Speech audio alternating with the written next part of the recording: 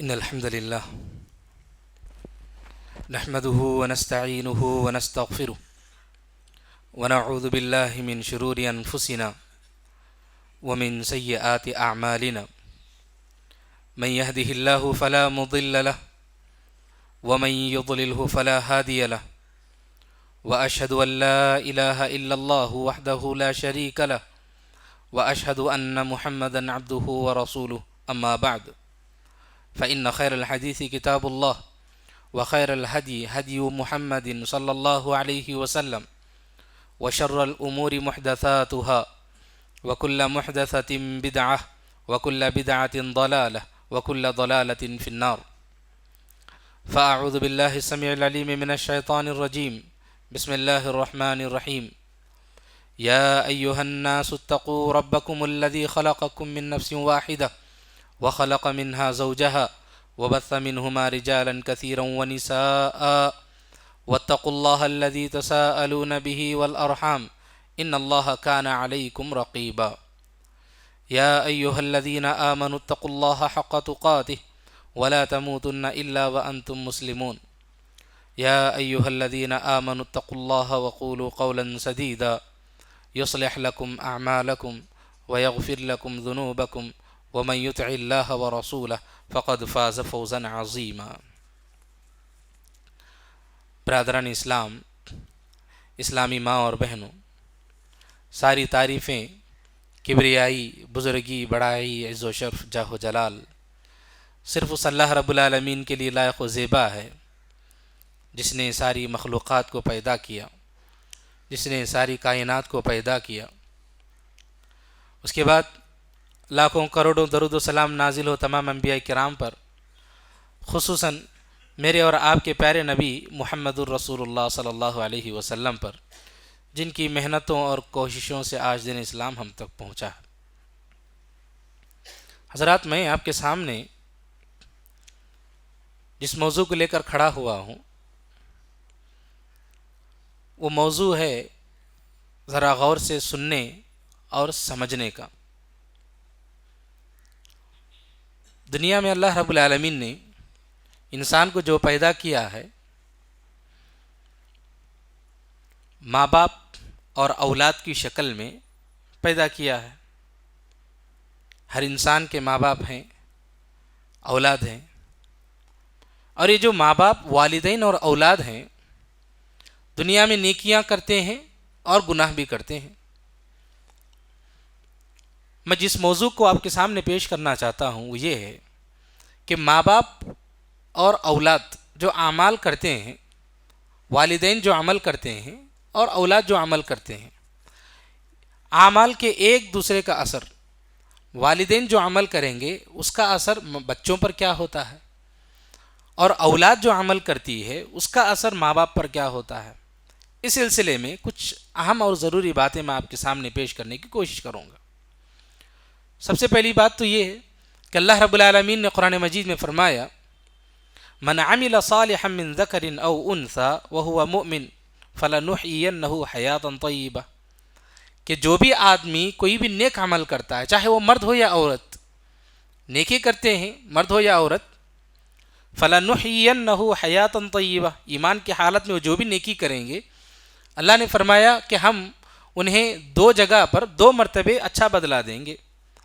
فَلَنُحْيِيَنَّهُ حَيَاةً طَيِّبَةً، اس دنیا میں بھی ہم اچھی اور پاکیزہ زندگی دیں گے. وَلَنَجْزِيَنَّهُمْ أَجْرَهُمْ بِأَحْسَنِ مَا كَانُوا يَعْمَلُونَ، اور آخرت میں تو بہترین بدلہ ملے گا ہی. تو جو بھی انسان نیکی کرے گا اس کا بدلہ اس کو ملے گا، اس میں کوئی شک نہیں ہے، دنیا میں بھی اور آخرت میں بھی. اور آپس میں ایک دوسرے کا جو اثرات ہوتے ہیں، اب انسان ایک دنیا میں زندگی کرتا ہے، جب تک زندہ ہے نیکی کرتا ہے، اور اس کے نیکی کا فائدہ اس کو قبر میں ہوگا. جب مر جائے گا تو انسان کے مرنے کے بعد اس کے پاس عمل کا کوئی آپشن نہیں ہے، اس کے بعد وہ کوئی عمل کر نہیں سکتا. لیکن مرنے کے بعد کسی کے ماں باپ مر گئے، باپ دادا اجداد میں سے پرانے لوگ جو بھی جن کی موت ہو چکی ہے، مرنے کے بعد کیا ان کو مرنے کے بعد بھی اجر پہنچانے یا پہنچنے کا کوئی راستہ ہے؟ ایک آدمی کا انتقال ہو گیا، قبر میں ہے، اب وہ کوئی عمل تو نہیں کر سکتے، جو کچھ بھی دنیا میں انہوں نے کیا بس وہی کام آئے گا۔ کیا کوئی ایسا راستہ ہے کہ مرنے کے بعد بھی میت کو اجر پہنچتا رہے؟ ہاں، اس کے راستے ہیں۔ کیسے راستے ہیں؟ سب سے پہلے خود میت اگر دنیا میں جب تک وہ زندہ تھا، انسان جب تک زندہ تھا، کچھ کام ایسے ہیں اگر وہ کر کے جائے گا تو مرنے کے بعد بھی اس کو فائدہ پہنچتا رہے گا، خود اپنا پرسنل جو بھی کرے گا دنیا میں۔ جیسے اللہ کے نبی صلی اللہ علیہ وسلم نے فرمایا کہ 3 چیزیں ہیں کہ آدمی کو مرنے کے بعد فائدہ پہنچاتی رہیں گی۔ پہلی چیز ہے علم نافع، اگر اس نے صحیح علم حاصل کیا، فائدہ مند علم حاصل کیا اور اس کو لوگوں تک پہنچایا اور لوگوں نے اس پر عمل کیا، اور جب تک لوگ اس پر عمل کرتے رہیں گے اس کا اجر اس کو پہنچتے رہے گا، میت کو پہنچتے رہے گا۔ اور دوسرا، کوئی آدمی کچھ اچھے کام کیا صدقہ جاریہ کے طور پر، کوئی بھی نیک کام کیا، مسجد بنایا، مدرسہ بنایا، کچھ اچھے کام کیا، کوئی صدقہ جاریہ والا کوئی کام کیا، تو مرنے کے بعد بھی اس صدقہ جاریہ والا اجر اس کو پہنچتا رہے گا قیامت تک۔ اور تیسری چیز جو اللہ کے نبی صلی اللہ علیہ وسلم نے بتائی، نیک اولاد کی دعائیں۔ نیک اولاد انسان کی اگر ہے اور وہ نیک اولاد دعائیں کرتی ہیں انسان کے لیے، اس میت کے لیے، تو قیامت تک اس کا اجر اس کو پہنچتے رہے گا۔ جب تک اولاد نیک ہے، جب تک اولاد دعائیں کرتی رہے گی اس کے حق میں، اس کو اجر پہنچتے رہے گا۔ تو یہ حدیث اللہ کے نبی صلی اللہ علیہ وسلم نے بتائی کہ میت کو مرنے کے بعد بھی فائدہ پہنچتے رہے گا۔ اور اس کے علاوہ بھی اللہ کے نبی صلی اللہ علیہ وسلم نے کچھ اور باتیں بتائیں، جیسے اللہ کے نبی صلی اللہ علیہ وسلم نے بتایا کہ اگر کوئی انسان معاشرے میں کوئی کسی سنت کو زندہ کرتا ہے، سنت کو زندہ کرنے کا مطلب یہ نہیں کہ کسی سنت کو نیا شروع کرے، نہیں، اللہ کے نبی صلی اللہ علیہ وسلم نے فرمایا من سن فی الاسلام سنتا حسنتا، معاشرے میں بہت ساری ایسی سنتیں ہیں لوگ بھلا چکے ہیں، اللہ کے نبی صلی اللہ علیہ وسلم کی ایسی بہت ساری سنتیں ہیں لوگ ان پر عمل کرنا چھوڑ دیے ہیں۔ اگر کوئی آدمی اس سنت کو دوبارہ زندہ کرتا ہے، معاشرے میں اس بات کو اجاگر کر کے بتاتا ہے کہ یہ اللہ کے نبی صلی اللہ علیہ وسلم کی سنت ہے، اس کو کر کے بتاتا ہے، اس کو زندہ کرتا ہے تاکہ لوگ اس پر عمل کریں، تو اللہ کے نبی صلی اللہ علیہ وسلم نے فرمایا فَلَهُ أَجْرُهَا، ایک تو سنت کو زندہ کرنے کا اجر اس کو ملے گا، وَأَجْرُ مَنْ عَمِلَ بِهَا بَعْدَهُ، اور جو کوئی بھی اس کے زندہ کرنے کے بعد اس سنت کو اپنائے گا اس کا اجر بھی اس کو پہنچتے رہے گا قیامت تک۔ جیسے مثال کے طور پر فجر کی نماز کے بعد انسان جہاں اس نے نماز پڑھی وہیں پر بیٹھا رہا یہاں تک کہ سورج طلوع ہو گیا، تب تک وہ عبادت میں رہا، پھر اس کے بعد اس نے اشراق کی نماز پڑھ کے وہ مسجد سے نکلا، ایک مسنون عمل ہے، اور اس مسنون عمل کو ہمارے مسلمانوں نے بھلا دیا ہے۔ میں نے ایک مثال دی ہے، ایسی بہت ساری سنتیں ہیں جس کو معاشرے نے بھلا دیا ہے۔ ایسی سنتوں کو زندہ کرنا، لوگوں کو زندہ کر کے بتانا کہ اللہ کے نبی صلی اللہ علیہ وسلم کی سنت ہے، اگر آپ ایسا کرتے ہیں تو آپ کو بھی اجر ملے گا، اور آپ کے بعد جو لوگ بھی ان سنتوں پر عمل کرتے ہیں قیامت تک آپ کو اس کا اجر ملے گا۔ ایک اور مثال انسان خود جو پرسنل کر کے چلے جاتا ہے، جیسے اللہ کے نبی صلی اللہ علیہ وسلم نے بتایا کہ اگر آپ دنیا میں ایک پودا لگاتے ہیں، ایک درخت لگاتے ہیں، اس دنیا میں آج دنیا کہتی ہے کہ آپ پودے لگائیے، درخت لگائیے، لیکن حقیقت میں یہ اسلامی عمل ہے، ایک دینی عمل ہے جسے اللہ کے نبی صلی اللہ علیہ وسلم نے اس پر ابھارا ہے۔ بلکہ حدیث میں اللہ کے نبی صلی اللہ علیہ وسلم نے فرمایا کہ اگر آپ کو پتا چلے کہ کل قیامت کا دن آنے والا ہے، کل قیامت کا دن آنے والا آپ کو پتا ہے، تب بھی اگر آپ کو ایک پودا ملتا ہے آپ اس کو لگا سکتے ہیں، زمین میں اس کو گاڑ سکتے ہیں، تو آپ گاڑیے اس کو، کل قیامت کے دن آئے گا آپ کو فائدہ اس پودے سے ہوگا نہیں ہوگا آپ کو اس سے الگ اس کی کوئی پرواہ نہیں، اگر آپ کے ہاتھ میں پودا ملتا ہے تو آپ اس کو لگائیے۔ کیوں؟ اس کی وجہ کیا ہے؟ درخت کو لگانے کی، پودے لگانے کی اس کی فضیلت یہ ہے کہ اللہ کے نبی صلی اللہ علیہ وسلم نے فرمایا اگر آپ پودا لگاتے ہیں اور اس پودے سے کوئی انسان فائدہ اٹھاتا ہے، جب وہ درخت بن جاتا ہے اس سے پھل فروٹ کچھ بھی نکلے گا، وہ کھاتا ہے، پرندے کھاتے ہیں، جانور اس کے پتے کھاتے ہیں، کوئی مسافر اس کے نیچے اس کے سائے میں جو ہے آرام کرتا ہے، تو یہ جو کام ہے نیکی کا عمل ہے، اور اس کا اجر جب تک وہ درخت زندہ ہے، میت قبر میں ہے، لیکن اس سے جب تک لوگ فائدہ اٹھاتے رہیں گے اس کا اجر اس کو پہنچتا رہے گا قیامت تک۔ یہ انسان کے پرسنل اعمال ہیں جو انسان دنیا میں کر کے جاتا ہے، لیکن قبر میں ہونے کے باوجود جہاں پر اعمال کا دروازہ بند ہو چکا ہے لیکن قیامت تک اس کو اجر ملتا رہے گا۔ یہ تو میت کا پرسنل عمل ہوا. اب سوال یہ ہے کیا ہم بحیثیت اولاد یا بحیثیت خاندان کے افراد میت کو کچھ کام کر کے فائدہ پہنچا سکتے ہیں؟ ہم عمل کر کے ان کو فائدہ پہنچا سکتے ہیں. ہاں ایسے بھی کچھ اعمال ہیں جس کا اللہ کے نبی صلی اللہ علیہ وسلم نے بتایا کہ اگر آپ میت کی جانب سے یہ کام کریں گے تو میت کو یقیناً فائدہ پہنچے گا. وہ کون سے کام ہیں؟ جیسے میت کی جانب سے آپ اس کا قرض ادا کرنا. میت قرض دار ہے اور میت کا انتقال ہو چکا ہے تو اس کی اولاد کو چاہیے یا پھر اس کے گھر والوں کو چاہیے کہ وہ اس کا قرضہ ادا کریں. یقیناً میت کو فائدہ ہوگا، ورنہ میت جنت سے معلق رہے گا، وہ جنت کو جا نہیں سکے گا. تو میت کا قرضہ ادا کرنا ضروری ہے. یہ اولاد پر ضروری ہے کہ وہ میت کا قرضہ ادا کرے. یہ ضروری نہیں کہ اولاد ہی ادا کرے. اگر اولاد نہیں ہے یا اولاد کے پاس استطاعت نہیں ہے تو جو صاحب استطاعت ہے معاشرے میں وہ بھی ادا کر سکتا ہے. اس کی وجہ سے قبر میں اس کو فائدہ ہوگا، وہ قبر کے عذاب سے بچ جائے گا، پریشانی سے بچ جائے گا. چنانچہ ہمارے اعمال سے میت کو اس طرح سے ہم فائدہ پہنچا سکتے ہیں. اور ایک دوسرا عمل ہے جیسے جنازے میں شرکت کرنا. جنازے میں شرکت کرنے کی وجہ سے میت کو فائدہ پہنچتا ہے. جیسا کہ اللہ کے نبی صلی اللہ علیہ وسلم کی ایک حدیث ہے، ما من میت یصلی علیہ امۃ من المسلمین یبلغون مئۃ. معاشرے میں مسلمانوں کی جماعت میں سے کوئی آدمی مر جاتا ہے اور لوگ اس کی جنازے کی نماز میں شرکت کرتے ہیں، اور جو شرکت کرتے ہیں اس جماعت کی تعداد 100 لوگوں تک پہنچتی ہے. یشفعون لہ، اور وہ 100 لوگ اس کے لیے اللہ کے پاس اس کی سفارش کرتے ہیں، اس کی مغفرت کی دعا کرتے ہیں. الا شفعوا فیہ، تو ان سب کی مغفرت قبول کی جاتی ہے، ان کی سفارش، ان کی شفاعت قبول کی جاتی ہے اس کے حق میں، اور اس کو معاف کر دیا جاتا ہے. بلکہ ایک اور حدیث میں اللہ کے نبی صلی اللہ علیہ وسلم نے فرمایا کسی کی جنازے میں اگر 40 لوگ بھی شریک ہوتے ہیں، پہلی حدیث میں 100 لوگوں کا تذکرہ ہوا، اب اس حدیث میں 40 لوگوں کا تذکرہ ہوا کہ اگر 40 لوگ بھی کسی کی جنازے میں شرکت کرتے ہیں، لا یشرکون باللہ شیئا، شرط یہاں پر یہ بتائی گئی کہ وہ لوگ شرک نہ کرتے ہوں.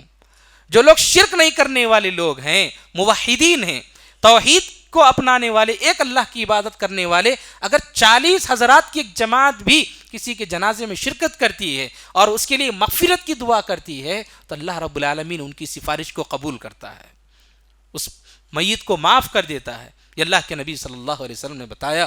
چنانچہ جتنا ہو سکے کوئی بھی مسلمان ہو اس کے جنازے میں شرکت کرنے کی کوشش کرنا چاہیے تاکہ اس کی مغفرت ہو. یہ ہمارا حق ہے، ایک مسلمان بھائی کا حق ہے کہ اس کے جنازے میں شرکت کریں. ہم کیا سمجھتے ہیں ہمارا کوئی رشتہ دار ہے، ہمارے پہچان کا کوئی دوست ہے، اسی کے جنازے میں شرکت کرنا ایسی بات نہیں. مسلمان بھائی ہے، مسلمان بھائی کی مغفرت ہو جائے، اس کو اللہ رب العالمین معاف کرے، اس تصور کے ساتھ اگر ہم شرکت کرتے ہیں تو یقیناً ہم کو بھی اجر ملے گا اور ساتھ ہی ساتھ اس کی بھی مغفرت ہوگی. تو میت کو اس طرح سے بھی فائدہ پہنچایا جا سکتا ہے. اور میت کے لیے ایک اور اہم چیز ہے دعا. دعا اولاد خصوصی طور پر بات بتائی گئی کہ اولاد اگر نیک ہے اور ان کی وہ لوگ دعائیں کرتے ہیں اپنے ماں باپ کے لیے تو یقیناً اولاد کی دعا قبول ہوتی ہے. اور تدفین کے بعد دعا کے سلسلے میں کہا گیا بلکہ کبھی بھی ہم دعا کر سکتے ہیں، اور صرف اولاد ہی نہیں بلکہ کوئی بھی مسلمان کسی بھی میت کے لیے دعا کرتا ہے تو یقیناً اس میت کے لیے دعا قبول کی جاتی ہے، اس کی مغفرت ہوتی ہے. چنانچہ اس طرح سے ہم میت کو فائدہ پہنچا سکتے ہیں. اور اسی طرح ایک اور چیز ہے، ایک اور عبادت جو ہمیں بتائی گئی، چھوٹے ہوئے جو ضروری روزے ہیں، واجبی روزے ہیں، ان کی بھی قضا کی جا سکتی ہے. ایک عورت اللہ کے نبی صلی اللہ علیہ وسلم کے پاس آئی اور اس نے پوچھا اللہ کے نبی ان امی ماتت وعلیہا نذر، کہ اللہ کے نبی میری ماں کا انتقال ہو گیا جبکہ میری ماں پر نذر کا روزہ تھا، کیا کروں میں اب؟ یعنی اس عورت کی ماں نے نظر مانی تھی کہ فلاں کوئی کام اگر ہو گیا تو میں روزہ رکھوں گی. اب نظر کا روزہ رکھنا واجب ہے.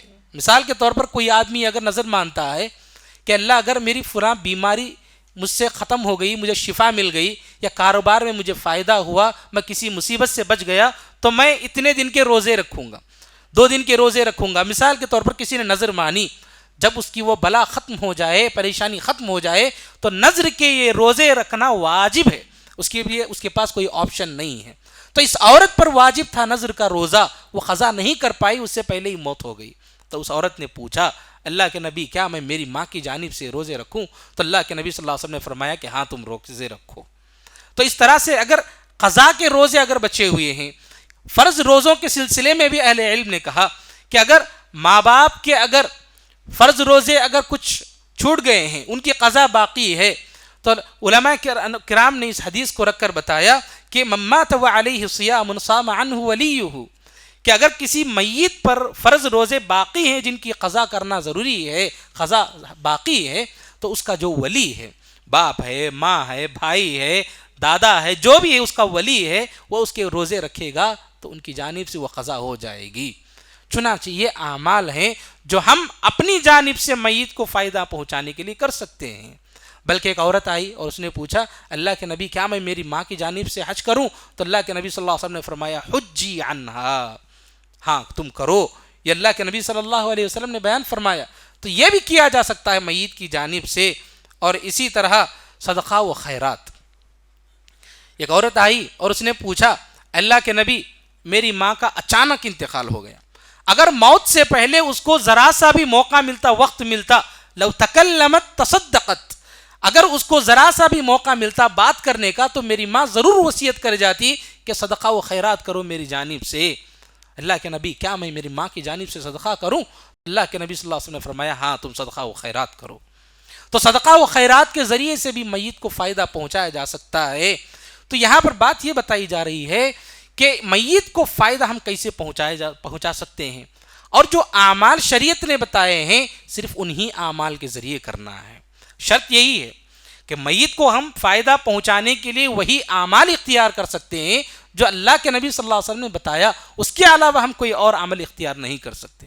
جیسے معاشرے میں بہت سارے ایسے بدعات و خرافات ہیں، غلط کام ہیں، جن کو لوگوں نے میت کو فائدہ پہنچانے کے لیے اختیار کیا ہے۔ جیسے مثال کے طور پر اگر ہم دیکھیں، جنازے کو لے جاتے ہوئے، ڈولی کو اٹھاتے ہیں، قبرستان کو جاتے ہوئے لا الہ الا اللہ محمد رسول اللہ، لا الہ الا اللہ اس طرح کے کلمات جو ہے اختیار کرتے ہوئے پڑھتے ہوئے جاتے ہیں، یہ بدعت ہے۔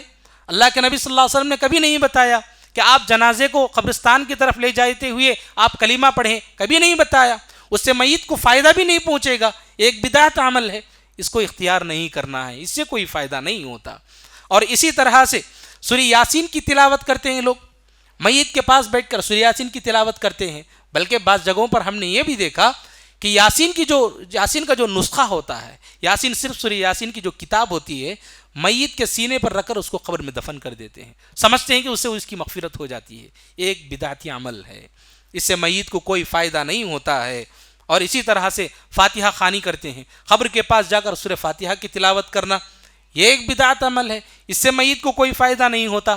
قرآن خوانی ہوتی ہے، لوگوں کو گھروں میں بلا کر کے قرآن کی تلاوت کرواتے ہیں تاکہ میت کو فائدہ پہنچے، اس سے بھی کوئی فائدہ نہیں پہنچتا ہے میت کو، ایک بدعتی عمل ہے۔ اور اسی طرح سے قبر پر شاخ لگانا، آپ اکثر دیکھیں گے اس چیز کو، قبرستان میں تدفین کے موقع پر قبر پر درخت کی ایک شاخ، ایک برانچ کو قبر پر گاڑتے ہیں۔ اس کی حقیقت کیا ہے؟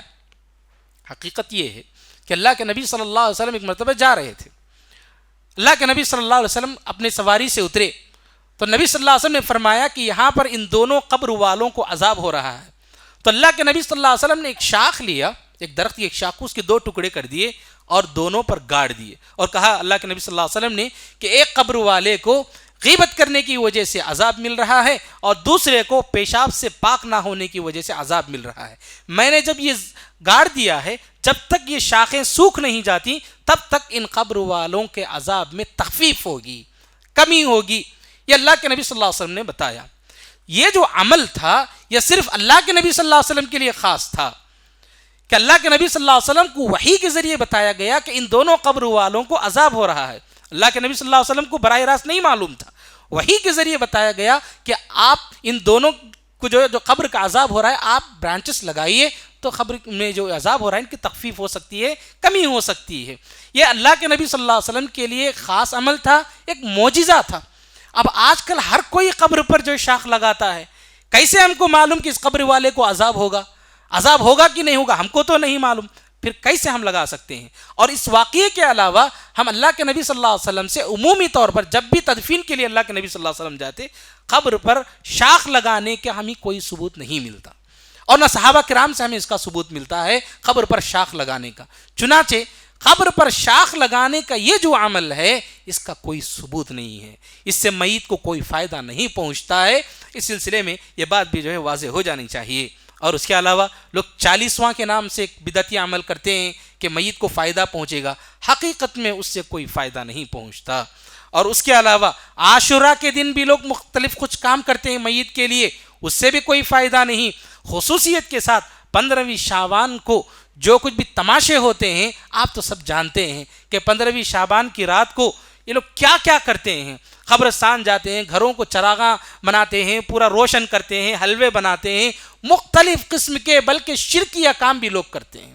اس سے کوئی فائدہ میت کو نہیں پہنچتا، کسی بھی قسم کا کوئی عمل جو ہے فائدہ نہیں پہنچاتا. اور یہاں تک کہ ہم دیکھتے ہیں قبر پر لوگ چراغ تک لگا دیتے ہیں. یہ چراغ لگانا، یہ آگ کا چراغ لگانا قبر پر، دراصل یہ غیر مسلموں کا کام ہے. یہ ان لوگوں کا کام ہے جو آگ کی پوجا کرتے تھے یا مختلف کسی اور معبودان باطلہ کی عبادت کرتے تھے، ان لوگوں کا کام ہے. بدقسمتی سے آج یہ مسلمانوں کے اندر یہ رسم آ گئی ہے. چنانچہ یہ جتنے بھی اعمال ہیں اس سے میت کو فائدہ نہیں پہنچتا. آپ قرآن پڑھیے اس سے بھی فائدہ نہیں، میت کی جانب سے نماز پڑھیے اس سے فائدہ نہیں. کیوں فائدہ نہیں؟ فائدہ اس لیے نہیں کیونکہ شریعت نے ہمیں نہیں بتایا ہے. شریعت نے جن اعمال کا تذکرہ کیا کہ آپ یہ اعمال کریں گے تو ہی میت کو فائدہ پہنچے گا، صرف انہی اعمال سے فائدہ ہوگا. جن اعمال کا تذکرہ شریعت نے نہیں کیا اس سے فائدہ میت کو نہیں ہوگا. چنانچہ میت کو فائدہ پہنچانے کے جو اعمال ہیں، جو کام ہیں، ان کام کے ذریعے، ان اعمال کے ذریعے ہم فائدہ پہنچا سکتے ہیں اپنے گزرے ہوئے میت کے لیے. اب میں یہاں پر اپنے موضوع کا دوسرا حصہ جو پیش کرنا چاہتا ہوں کہ ہم اولاد کس طرح سے ماں باپ جو ہمارے گزر چکے ہیں ان کو فائدہ پہنچا سکتے ہیں، ہمارے اعمال کا ان پر کیسے اثر ہوتا ہے، یہ بات میں نے بتائی.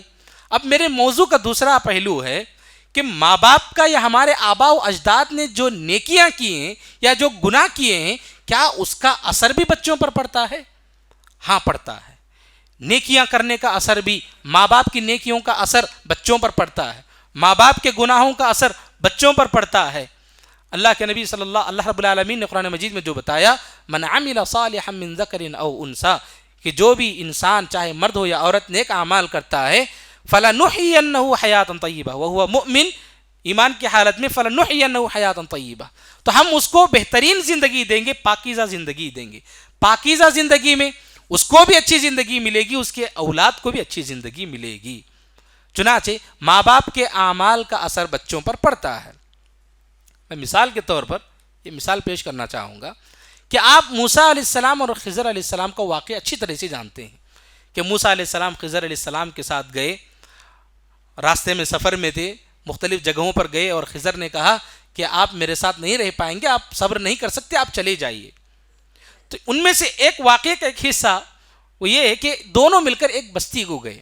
حتی اذا اتیا اہل قریۃ استطعما اہلہا، جب اس بستی کو گئے ان دونوں کو بھوک لگی، موسیٰ علیہ السلام اور خضر علیہ السلام کو دونوں کو بھوک لگی. یہ دونوں اس بستی میں جا کر ان دونوں نے کھانا مانگا.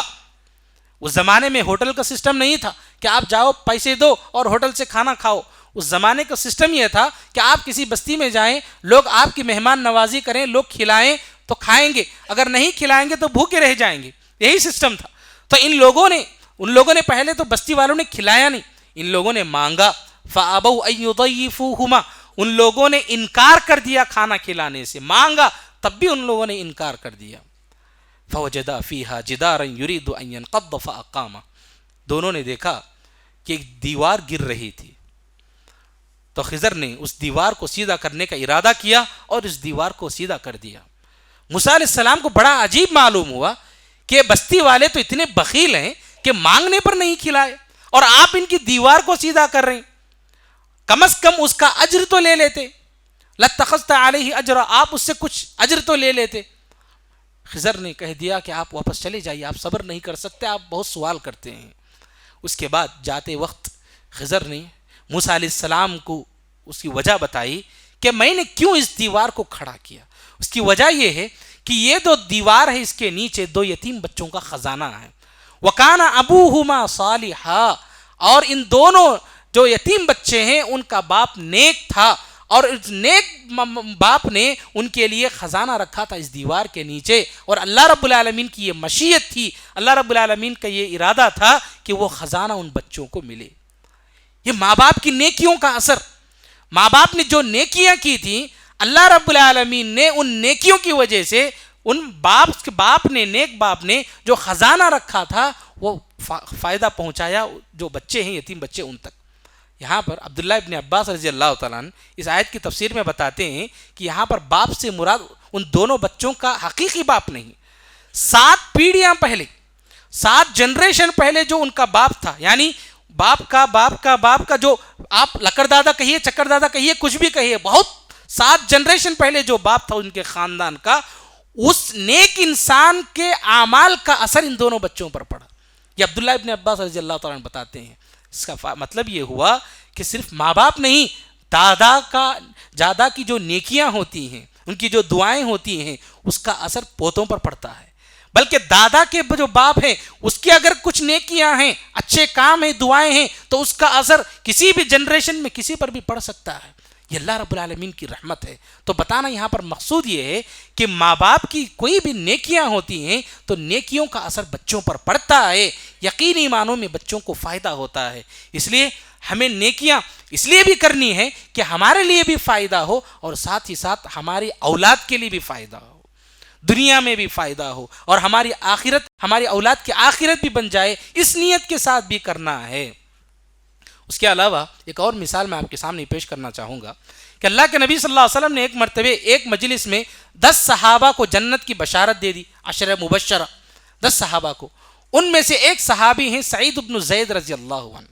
اگر ان 10 صحابہ کی زندگیوں کو ہم پڑھیں، جن کا نام اللہ کے نبی صلی اللہ علیہ وسلم نے ایک ایک کا نام لے کر بتایا کہ یہ جنتی، یہ جنتی، یہ جنتی، یہ جنتی، 10 کا نام لے کر بتایا، اور ان صحابہ کی زندگیوں کو جب ہم پڑھتے ہیں تو ایک سے ایک کارنامے انہوں نے انجام دیے، ایک سے ایک کارنامے انجام دیے، بڑے بڑے خدمات انجام دی، بڑی بڑی قربانیاں انجام دی ان میں سے 9 لوگوں نے۔ لیکن ایک آدمی تھے، ایک صحابی تھے سعید بن زید رضی اللہ تعالیٰ عنہ۔ جب ان کی زندگی کو ہم پڑھتے ہیں تو ان کے کچھ خاص خدمات نہیں ہیں جیسے دوسرے صحابہ کے ہیں۔ ان کی خدمات، قربانیوں کی وجہ سے اللہ کے نبی صلی اللہ علیہ وسلم نے جنت کی بشارت دے دی، لیکن سعید بن زید رضی اللہ تعالیٰ عنہ دوسرے صحابہ کے مقابلے میں ان کی قربانیاں اتنی نہیں تھی۔ لیکن کیا وجہ ہے کہ اللہ کے نبی صلی اللہ علیہ وسلم نے ان 9 لوگوں کے ساتھ ان کا بھی نام لیا اور ان کے لیے بھی جنت کی بشارت دی؟ وجہ یہ ہے ان کے والد زید بن عمرو بن نفیل، ان کے والد اسلام آنے سے پہلے، یعنی اللہ کے نبی صلی اللہ علیہ وسلم کو نبوت ملنے سے پہلے پورا عرب معاشرہ شرک میں ڈوبا ہوا تھا۔ ایسے شرکیہ ماحول میں ان کے والد زید یہ توحید پر قائم تھے، یہ کبھی شرک نہیں کرتے تھے، بلکہ لوگوں کے سامنے صاف صاف کہتے تھے، پورے عرب معاشرے میں سب مشرکین تھے، سب سے خطاب کرتے ہوئے کہتے تھے، دینی دین ابراہیم الہی الہ ابراہیم، میرا دین وہ دین ہے جو ابراہیم علیہ السلام کا دین تھا، میرا معبود وہ معبود ہے جو ابراہیم علیہ السلام کا معبود تھا۔ اور جو لوگ غیر اللہ کے نام پر جانوروں کا ذبح کرتے تھے، کھاتے نہیں تھے، وہ عرب معاشرے میں رہ کر جہاں پر پورے مشرکین تھے، کوئی توحید پر نہیں تھا، ایسے ماحول میں رہ کر یہ کام کرنا کوئی معمولی بات نہیں تھی۔ غیر اللہ کے نام پر جو جانور ذبح کرتے وہ نہیں کھاتے تھے، بلکہ کہتے تھے خلقہ اللہ الشاۃ خلقہ اللہ، یہ جو بکری ہے اسے اللہ رب العالمین نے پیدا کیا، وانزل لها من السماء ماء، اللہ رب العالمین نے آسمان سے اس کے لیے بارش برسائی، وانبت لها من الارض کلأ، اور اللہ رب العالمین نے زمین سے اس کے لیے گھاس کو اگایا، ثم تذبحونها باسم غیر اللہ، لیکن تم لوگ ہو کہ اللہ کا علاوہ غیر اللہ کا نام لے کر اس کو ذبح کرتے ہو۔ اللہ نے سب کچھ دیا، اس کو اللہ ہی نے پیدا کیا، ایسے وقت میں ایسی بات کرنا پورے مشرکین کے سامنے بڑے جگر کی بات تھی، ایسا کرتے تھے۔ اور اس زمانے میں لوگ اپنی بیٹیوں کو زندہ دفن کرتے تھے، وہ جا کر بچیوں کے ماں باپ سے کہتے تھے کہ اگر تم پال نہیں سکتے تو تمہاری بچیوں کو مجھے دے دو، میں پالوں گا۔ زید ایک بات کہتے تھے۔ یہی نہیں، ایسے اس طرح کے بہت سارے کام تھے یہ لوگ کرتے تھے، اس کی وجہ سے اللہ رب العالمین نے اتنا ان کو مقام دیا۔ اللہ کے نبی صلی اللہ علیہ وسلم سے ان کی ملاقات تھی، نبوت سے پہلے نبی صلی اللہ علیہ وسلم کی زید سے ملاقات تھی، نبوت کے بعد اللہ کے نبی صلی اللہ علیہ وسلم نے ان کے تعلق سے کہا، زید کے تعلق سے، اِنَّهُ يُبْعَثُ يَوْمَ الْقِيَامَةِ أُمَّةً وَاحِدَةً، زید قیامت کے دن ایک امت کی حیثیت سے اٹھیں گے۔ قیامت کے دن پورا معاشرہ شرک میں ڈوبا ہوا تھا، ایسے وقت میں توحید پر قائم رہنا اکیلے انسان کا کوئی معمولی بات نہیں تھی، تو قیامت کے دن زید اکیلے ایک امت کی طرح اٹھیں گے۔ یہ بات اللہ کے نبی صلی اللہ علیہ وسلم نے بتائی، تو اس سے پتہ چلتا ہے کہ ان کے جو باپ ہیں، اتنا جو بڑا مقام ملا زید رضی اللہ عنہ کو، ہم کچھ بھی کہیں، زید کی وجہ سے ان کے بیٹے پر یہ اثر پڑا کہ اللہ کے نبی صلی اللہ علیہ وسلم نے ان کے بیٹے کے تعلق سے زبان سے کہا کہ سعید جنت میں جائیں گے، جنت کی بشارت دی۔ یہ باپ کی نیکیوں کا اثر ہے۔ چنانچہ یہ بات یہاں پر بتانا مقصود یہ ہے کہ ماں باپ کے جو بھی اعمال ہوتے ہیں اس کا اثر بچوں پر پڑتا ہے، اس میں کوئی شک نہیں ہے۔ عبداللہ ابن مسعود رضی اللہ تعالیٰ عنہ تہجد کے لیے اٹھتے، تہجد کی نماز پڑھتے ہوئے اپنے بچے کی طرف اشارہ کرتے، دیکھ کر کہتے کہ اے میرے بچے، میں یہ جو نماز پڑھ رہا ہوں، جو عمل کر رہا ہوں، یقیناً اللہ کو راضی کرنے کے لیے کر رہا ہوں، اس میں کوئی شک نہیں، لیکن ساتھ ہی ساتھ اے میرے بچے، میں تیرے لیے بھی پڑھ رہا ہوں تاکہ میرے اس عمل کا اثر تجھ پر ہو۔ سعید بن المسیب رحمہ اللہ، جو کہ تابعین میں سب سے ٹاپ آدمی ہیں، سعید بن المسیب رحمہ اللہ، وہ بھی تہجد میں اٹھتے، وہ بھی تہجد میں اٹھ کر اپنے بچے کی طرف دیکھ کر کہتے اے میرے بچے، میں اللہ کو راضی کرنے کے لیے عمل کر رہا ہوں اور ساتھ ہی ساتھ تیری دنیا و آخرت کی بھلائی کے لیے بھی عمل کر رہا ہوں، اور کہتے یحفظک اللہ، تاکہ اللہ رب العالمین تیری حفاظت کرے، ویصلحک اللہ، اللہ رب العالمین تیری اصلاح کرے، یہ کہتے اور رونے لگتے سعید بن المسیب رحمہ اللہ، بے تحاشا رونے لگتے اور روتے ہوئے اس آیت کو پڑھتے وَكَانَ أَبُوهُمَا صَالِحًا، جو کہ موسیٰ علیہ السلام کے واقعے میں نے بتایا کہ ان کے ماں باپ، ان کے جو ہے باپ تو نیک تھا، نیک باپ کا اثر بچوں پر پڑتا ہے۔ سعید بن المسیب رحمہ اللہ اس آیت کو پڑھتے، روتے اور کہتے کہ اے میرے بچے، میں یہ جو عمل کر رہا ہوں میں تیرے لیے بھی کر رہا ہوں۔ چنانچہ ماں باپ کے عمل کا بچوں پر بڑا اثر پڑتا ہے میرے بھائیوں۔ گناہوں کا اثر بھی پڑتا ہے، نیکیوں کا اثر پڑا، یہ تو ہم نے جانا مختلف روایات سے، مختلف دلائل سے، یقیناً گناہوں کا بھی اثر پڑتا ہے۔ سوال یہ ہے، کیا گناہ بیٹوں نے کیا، اولاد نے کیا، کہ ان پر کیوں ان کا اثر پڑ رہا ہے؟ یہ جو اثر پڑے گا، یہ اولاد پر جو ماں باپ کے گناہوں کا اثر پڑے گا، ماں باپ کے لیے عذاب ہے، اولاد کے لیے یہ آزمائش ہے۔ اللہ تعالیٰ نے قرآن مجید میں فرمایا فَلَا تُعْجِبْكَ أَمْوَالُهُمْ وَلَا أَوْلَادُهُمْ، کہ ان کے جو مال اولاد ہیں آپ کو یہ پھسلا نہ دیں، آپ کو تعجب میں نہ ڈالیں۔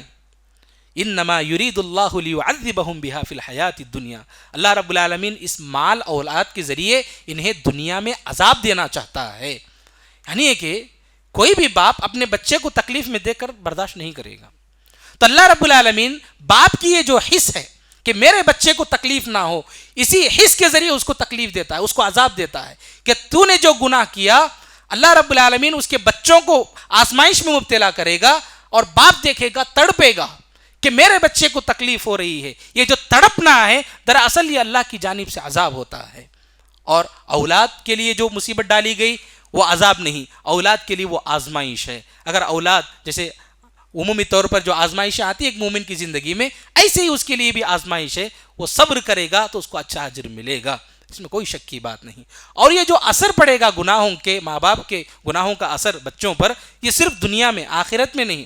آخرت میں نیکیوں کا بدلہ، جو کچھ بھی کوئی بھی نیکی کرے گا یا گناہ کرے گا، ہر ایک کو اس کا بدلہ ملے گا آخرت میں، ایک کی وجہ سے دوسرے کو کچھ نہیں ہوگا۔ لیکن دنیا میں اللہ رب العالمین ماں باپ کے گناہوں کی وجہ سے اولاد کو آزمائش میں ڈالے گا، کوئی گارنٹی نہیں کہ ڈالے گا، ہوتا ہے، اس میں کوئی شک کی بات نہیں۔ ابو جہل کی بیٹی تھی جنہوں نے اسلام قبول کیا تھا، انہوں نے خواہش ظاہر کی علی رضی اللہ تعالیٰ سے نکاح کرنے کی، انہوں نے خواہش ظاہر کی، علی رضی اللہ تعالیٰ نے نبی صلی اللہ علیہ وسلم کے بات پیش کی، تو اللہ کے نبی صلی اللہ علیہ وسلم نے بتایا کہ علی، اگر آپ کو نکاح کرنا ہی ہے فلاں سے تو آپ میری بیٹی فاطمہ کو طلاق دے دو اور فلاں عورت سے نکاح کرو۔